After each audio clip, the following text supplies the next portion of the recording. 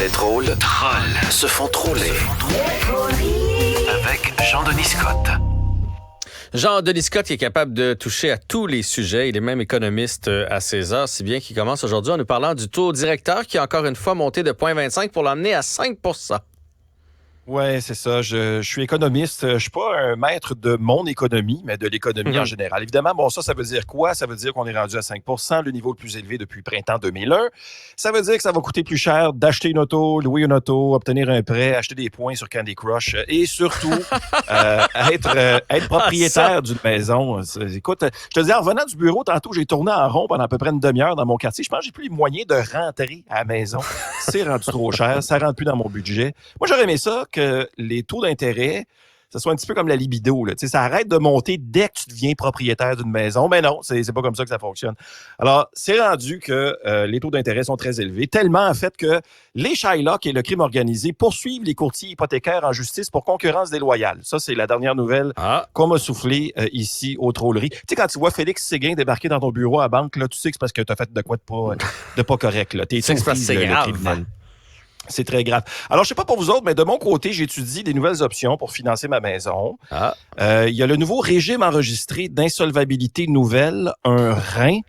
Il y a aussi le fonds occasionnel d'intérêt exagéré, un foie. En tout cas, je vais choisir une des deux options pour financer ma maison.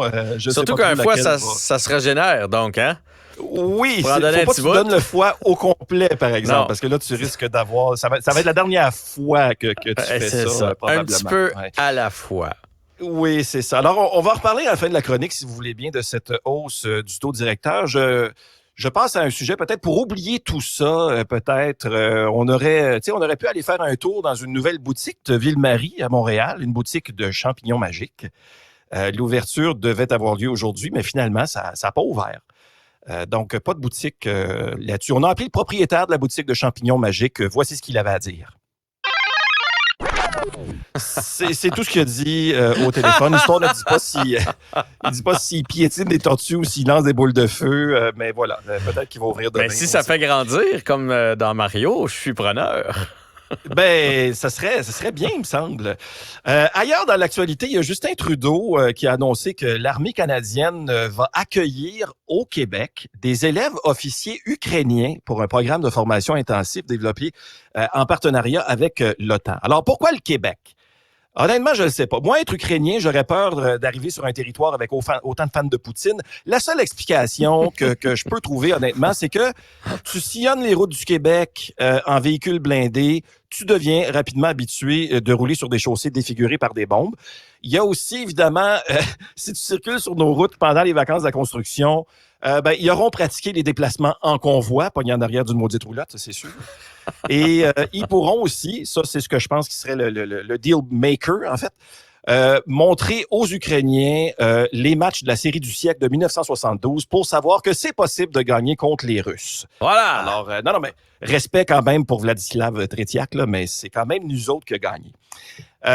Parlant de l'Ukraine, le pays a affirmé ce matin avoir abattu d'autres drones lancés contre Kiev et ses environs. Tu sais, la seule bonne nouvelle dans le dossier de l'envoi de drones russes, c'est qu'ils sont fabriqués en Russie. Tu sais, quand tu vois des avions téléguidés écrit Lada dessus qui arrivent en ville en faisant de la boucane, tu te dis, j'ai déjà des chances que ça se rende juste pas. Soupir de soulagement. C'est sûr que s'il fait de la boucane, il est moins subtil, le drone. Il arrive, il laisse sa marque. Ouais. Un drone diesel, c'est pas la meilleure chose. Et étant donné qu'on parle de boucan, Jean-François, on a appris aujourd'hui que l'interdiction de feu à ciel ouvert ici, chez nous, est partiellement levée. Alors, vous avez le droit de faire des feux partiels. Ça, c'est ce que je comprends de ça. Donc, des feux avec du bois mouillé, c'est ça? Exactement, c'est ça, des tisons. On mettra en prison aussi toute personne qu'on surprend avec un feu sauvage. Alors, si vous avez l'herpès, cachez-vous, réévaluez vos fréquentations. Vous devriez avoir honte, bien sûr. Et d'ailleurs, restons en forêt. Soyez prudents si vous allez en forêt, parce qu'il n'y a pas juste les feux comme menace. Il y a un homme qui a écopé d'une amende de 7 500 $ pour avoir tiré sur un ours noir avec un fusil de chasse. C'est arrivé au parc national de Jasper, ça pourrait se produire ici aussi. C'est sûr qu'il a tiré parce qu'il a eu peur, mais selon les experts, c'est pas une bonne idée. La manchette disait « amende salée pour avoir tiré sur un ours noir ». Et c'est ça qui lui a nui. Les ours aiment les noix. Fait qu'apporter des amandes salées dans le bois, c'est pas trop intelligent, honnêtement. Si jamais ça vous arrive, essayez d'évaluer l'ours un petit peu. S'il est gros, s'il attaque, défendez-vous. Si l'ours est jaune avec un chandail rouge qui est accompagné d'un petit cochon hypochondriaque, d'un lapin obsessif-compulsif, d'un tigre hyperactif puis d'un âne dépressif, donnez-y du miel. Oui. Ça devrait être correct. Ça se peut que si vous voyez ça... Ouais, si vous voyez ça pour vrai, vous avez peut-être passé un petit peu trop de temps dans une boutique qui vend des champignons magiques. Ça, c'est deux sujets qui sont reliés. Plus près de chez nous, maintenant, il y a la Chine qui a fait un don assez weird récemment, un don de livres à la ville de Brossard. Ah ouais, hein? Et ça, c'est un peu bizarre. Ça fait sourciller les experts en sécurité nationale. Surtout après que la mairesse ait ouvert le livre chinois et que ça ait sonné comme ceci. Ah, c'est bien beau, ce livre-là. Ben voyons.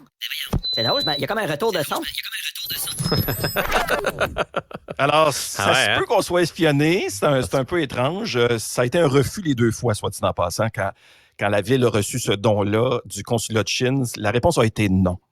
On les a pas gardés? On a retourné les livres ça a été là-bas? refusé 2 fois. Je pense que ça a été offert juste avant l'année 2020, puis encore une fois en 2021. Puis ça a fait... Non, ça va. On a déjà assez des livres. On en a des livres, il n'y a pas de problème. Oui, ça va. En terminant, Jean-François, la hausse des taux d'intérêt, on en parlait tantôt, je vous disais qu'on en reparlerait. Ça va peut-être mener à la vente de maisons, même, pour des propriétaires qui auront plus les moyens de se la payer finalement. Ça va faire des bonnes nouvelles. Les compagnies de déménagement vont sûrement faire des affaires d'or. Déménager vers plus petit, j'ai pas assez de capital. Je peux juste me payer un taudis. Il est insuffisant, mon capital. J'ai vendu mes électros, mon bureau, mon piano, mon auto, mon Nintendo, mon chien Fido et mon fils Damien. Pour un bout de temps, j'ai plus de capital. Je crisse mon camp, plus de capital. J'adore! C'est triste, là, par exemple, mais c'est la réalité pareille. C'est ça. S'il fallait mettre un emoji sur ce qu'on vient d'entendre, c'est le bonhomme qui sourit et qui a une larme. Oui, c'est ça. On est mi-figue, mi-raisin, comme on dit. Voilà. Exactement. Voilà. Excellent encore une fois aujourd'hui, Jean-Denis. On se retrouve demain. Salut! À demain. Salut! L'émission de Jean-François Barry est aussi un balado. Écoutez au moment qui vous convient en vous rendant sur l'application